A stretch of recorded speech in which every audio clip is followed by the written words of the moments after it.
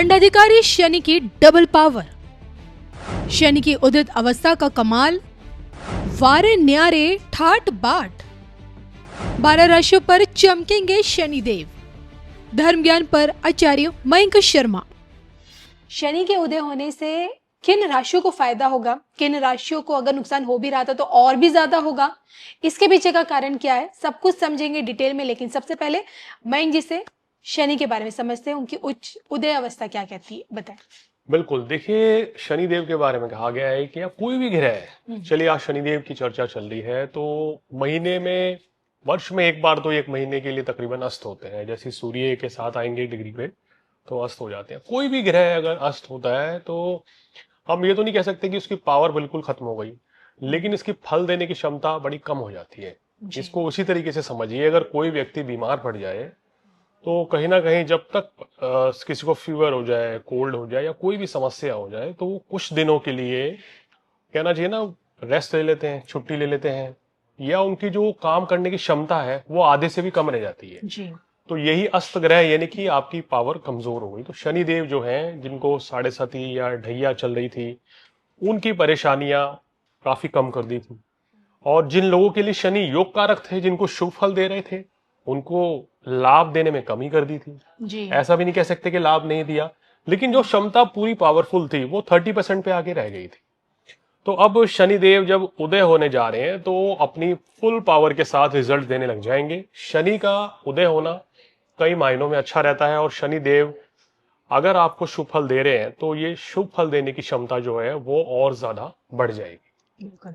तो आइए, शनि का उदय होना मीन राशि में, अब जब वो अपनी फुल पावर में है तो राशियों पर इसका क्या प्रभाव डालेंगे। शुरुआत करेंगे मेष से, जिसपे ऑलरेडी शनि की साढ़े साती चल रखी है। इनके लिए अब के समय कैसा रहेगा? देखिए, मेष राशि वालों की साढ़े साती का प्रथम दौर है। मेरा मानना है कि उतनी ज्यादा परेशानी रहती नहीं है प्रथम इनका जो काल रहता है, लेकिन फिर भी शनि अब उदय हो रहे हैं तो थोड़ा सा खर्चे बढ़ सकते हैं, थोड़ा सा सेहत का ध्यान रखें, लेकिन फिर भी कोई बड़ी परेशानी अभी रहने वाली नहीं है।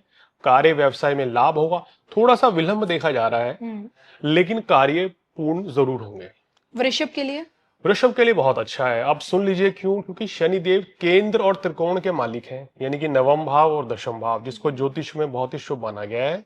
भाग्य और कर्म दोनों का चोली और दामन का साथ है कविता जी। अगर आपने कर्म बहुत ज्यादा किया और भाग्य ने साथ नहीं दिया तो भी पूरा कुछ नहीं मिलेगा। अगर आपने भाग्य आपका साथ दे रहा, आप कर्म नहीं कर रहे हैं, तो भी पूर्ण फल नहीं मिलेगा। तो यहाँ वृषभ राशि वालों को क्या लाभ मिलेगा? व्यवसाय में बड़ा लाभ। जितनी ज्यादा मेहनत अब आप करेंगे उतना ही धन लाभ अर्जित करेंगे अपने व्यवसाय में।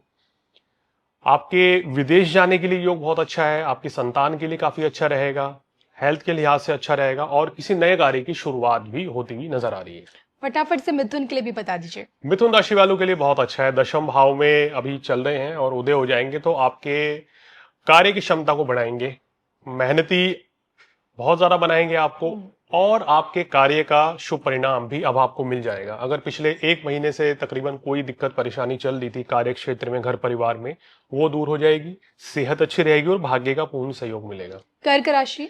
कर्क राशि वालों, वैवाहिक जीवन में खुशियां, क्योंकि विवाह का कारक ग्रह अस्त चल रहा था, अष्टम भाव का स्वामी अस्त चल रहा था, तो वैवाहिक जीवन में जो परेशानियां दिक्कतें थी वो दूर होंगी। सेहत संबंधी परेशानियां वो भी दूर होंगी। कोई बीमारी, पुरानी बीमारी थी, जल्दी से ठीक होने लग जाएगी। दवाइयां भी जल्दी काम करती हैं जब ग्रह अपनी चाल बदलते हैं। बिल्कुल। यहाँ भाग्य का पूर्ण सहयोग मिलेगा और कार्य व्यवसाय में उन्नति होगी। सिंह राशि? सिंह राशि वालों, सेहत में सुधार होता हुआ नजर आ रहा है। अभी एकदम से शेल में चले गए थे आप, उस चीज से बाहर निकलेंगे।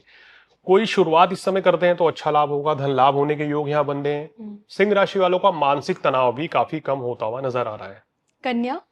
कन्या राशि वालों, अभी आपके लिए थोड़ा सा सावधानी रखनी है, क्योंकि सप्तम भाव में शनि मंगल की युति जो है वो अभी बनी रहेगी, और थोड़ा सा सावधान आपको रहना चाहिए कम से कम 12 मई तक।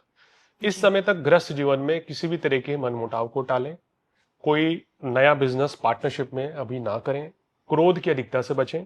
लेकिन ये जो समय आपका चल रहा है ये निश्चित रूप से आपको कार्य व्यवसाय में पहले से बेहतर स्थिति बना रहा है, संतान के लिए अच्छा रहेगा और धन लाभ के योग बना रहा है। बिल्कुल। और यहाँ बात अगर तुला की करें तो इनको कितना फायदा होने वाला है? देखिए, तुला के लिए सर्वोत्तम है, क्योंकि शनि यहाँ भी योग कारक होते हैं, चतुर्थेश और पंचमेश हैं, जी। तो केंद्र और त्रिकोण के मालिक है, यहाँ अब उदय हो रहे हैं, तो ये दोनों ही सुख मिलेंगे। चतुर्थ भाव यानी सुख साधन बढ़ेंगे, मान प्रतिष्ठा बढ़ेगी, धन ऐश्वर्य की वृद्धि होगी। राजनीति जगत से जुड़े लोगों के लिए बहुत ही अच्छी खबर है, जी। उनके लिए बहुत अच्छा शुभ समाचार मिलेगा। और इसके साथ साथ ही शिक्षा परीक्षा में जो छात्र हैं उनके लिए भी अच्छा है। बड़े बुजुर्गों की सेहत में सुधार होगा, कार्य व्यवसाय में लाभ होगा, हर लिहाज से तुला के लिए सर्वश्रेष्ठ है। वृश्चिक राशि। वृश्चिक राशि वालों, आपके लिए ये काफी अच्छा रहेगा, खासकर अगर अभी प्रॉपर्टी या कोई विवाद चल रहा था वो दूर होगा, किसी मित्र के साथ अनबन हो गई थी या कोई भी पार्टनरशिप में प्रॉब्लम थी वो दूर हो जाएगी, यानी किसी बड़ी समस्या का समाधान होता हुआ नजर आ रहा है। भाग्य का पूर्ण सहयोग मिलेगा और धन लाभ होगा। धनु राशि। धनु राशि वालों की शनि की ढैया है, चतुर्थ भाव में शनि बैठे हैं, तो शत्रु बाधा जो बहुत ज्यादा हो रही थी वो कमी हो जाएगी। आपको लेके तमाम तरह की जो आपकी आलोचनाएं हो रही थी, निश्चित रूप से एकदम से वो धीरे धीरे चीजें खत्म होंगी। जी। आपको आपकी मेहनत का पूर्ण फल इस समय मिलने वाला है। कार्य व्यवसाय में भी लाभ मिलेगा। अभी 2 जून तक सप्तम भाव में बृहस्पति हैं, तो धनु राशि वालों को इसका पूरा लाभ उठा लेना चाहिए, चाहे बिजनेस हो नौकरी हो। चलिए बात करते हैं मकर के बारे में भी। अब मकर राशि के स्वामी अस्त चल रहे थे, थोड़ी सी परेशानियां थी, लेकिन अब उदय आ रहे हैं और तीसरे भाव में हो रहे हैं, तो बहुत अच्छा रहेगा। आपको विदेशों से लाभ मिलेगा, ट्रेवल्स काफी रहेंगे इस समय। अगर आप ट्रांसपोर्टेशन का बिजनेस करते हैं या आप फिल्म लाइन से जुड़े हुए हैं या आप लोहे से संबंधित कोई व्यवसाय करते हैं, तो आपको बड़ी सफलता मिल सकती है। व्यापारियों के लिए ये योग बहुत शानदार कहा जा सकता है। जी। भाग्य का पूर्ण सहयोग मिलेगा। अगर आप नौकरी बदलने की सोच रहे हैं तो ये समय काफी अच्छा रहेगा। कुंभ राशि। कुंभ राशि वालों के लिए भी काफी अच्छा रहेगा, हालांकि 7.5 है, अंतिम पड़ाव में है, तो शनि देव का उदय होना आपके धन लाभ की ओर संकेत दे रहा है। व्यापार में गति आएगी, कार्य व्यवसाय में सफलता मिलेगी। इस समय स्वास्थ्य संबंधी जो परेशानियां चल रही थी वो भी दूर होंगी। तो कुल मिला के उदय होना, क्योंकि आपकी राशि के स्वामी है, तो बहुत ही अच्छा है आपके लिए। चलिए अंतिम राशि मीन पर, जहां शनि खुद बैठे हुए हैं। देखिए, मीन राशि वालों के लिए अब कहना चाहिए ना, फुल पावर में आ गए। 7.5 है, लगन में शनि है, तो जिनकी भी 7.5 भी नहीं, अभी तो पीक पर है। ओके। आप ही की राशि में शनि देव रहेंगे, तो अभी 1 साल और तकरीबन 2 महीने यही रहेंगे, तो पूरा पीक पे चल रहा है। तो मीन राशि वाले थोड़ा सा सावधानी रखें, क्योंकि अब शनिदेव जो है थोड़ी सी कहना चाहिए टेस्ट करेंगे आपको, थोड़ी सी परेशानी बढ़ सकती है। थोड़ा सेहत का ध्यान रखें। और शनि के साथ अभी मंगल भी बैठे हैं, तो 12 मई तक आपको अपनी सेहत का ध्यान रखना है, विवादों से अपने आप को दूर रखना है। कोई नए बिजनेस की शुरुआत अगर करनी है तो अपनी जन्म पत्रिका किसी को दिखा के करें। हालांकि ये समय जो ओवरऑल प्लैनेटरी पोजीशन है आपको कुछ लाभ भी दे रही है, यानी कि व्यवसाय में लाभ भी देगी। शनिदेव का मतलब यही नहीं है कि सारी चीज नेगेटिव है। अब पॉजिटिव ये रह सकता है, अगर आप जितनी ज्यादा मेहनत करेंगे, क्योंकि शनिदेव यहाँ मेहनत तो बहुत करवाएंगे, लेकिन परिणाम भी आपको फिर निश्चित मिलेगा। तो इसलिए मेहनत करने से पीछे मत हटिए। बिल्कुल। तो मैंने मैंग जी से जाना है किस प्रकार से आपकी बार मीन राशि में शनि जिस तरह से उदय हो रहे हैं उसका क्या फल आप लोगों को मिलेगा और किस तरह से शनि की शुभता में अब आप आगे रहेंगे। इसी पर मुझे और मैंग जी को दोनों को इजाजत दीजिए। नमस्कार।